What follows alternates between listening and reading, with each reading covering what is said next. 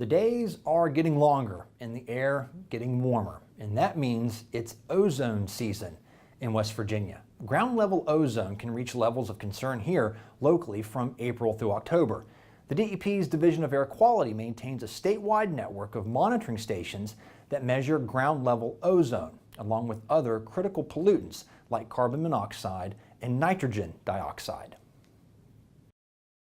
The raw data is converted into an air quality index, which assigns a number that corresponds to a scale ranging from good to moderate to unhealthy, all the way up to hazardous.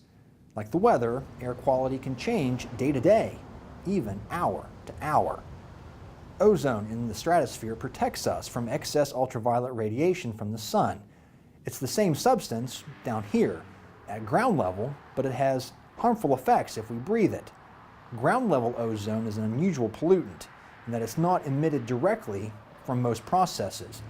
It's formed as a chemical reaction between nitrogen oxides, which are combustion products, and volatile organic compounds, things like gasoline and solvents.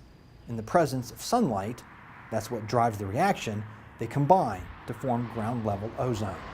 Well, the main thing is to limit your outside activity. So on a high ozone day, and you can look on our website and it'll tell you what the air quality index is for that day.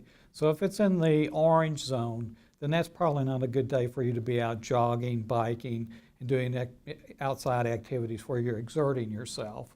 It's probably not a good day to be, mowing your yard either, because not only are you breathing that higher concentration of ozone, but you're contributing to the problem by the emissions from your powered lawn equipment. Ozone is likely to reach unhealthy levels on hot, sunny days in urban environments. Ozone can also be transported long distances by wind. That's why, even in rural areas, you can experience high ozone levels, and why the DEP maintains a monitoring station in rural Greenbrier County. Greenbrier doesn't have much in the way of an industrial base, doesn't have a lot of man-made emissions, but you do have this transport component, and a lot of times the transport component can be as large as, or in some cases even greater than, the local component. There are a few things we can all do to reduce our contribution to air pollution.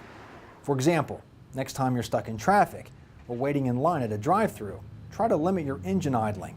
Shut it off if you're going to be stationary for more than a minute or so. When you fill up your tank, do it in the evening, so the fumes that escape from refueling won't combine with the sun's heat to increase ozone levels. And lastly, don't try and top off your tank. You're only releasing more gasoline vapors into the air.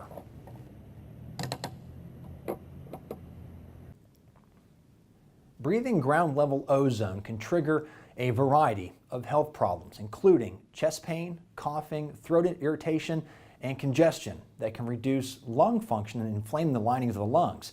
It could also worsen conditions like bronchitis, emphysema, and asthma. May is Asthma Awareness Month. Nearly 26 million Americans, including 7 million children, are affected by this chronic respiratory disease.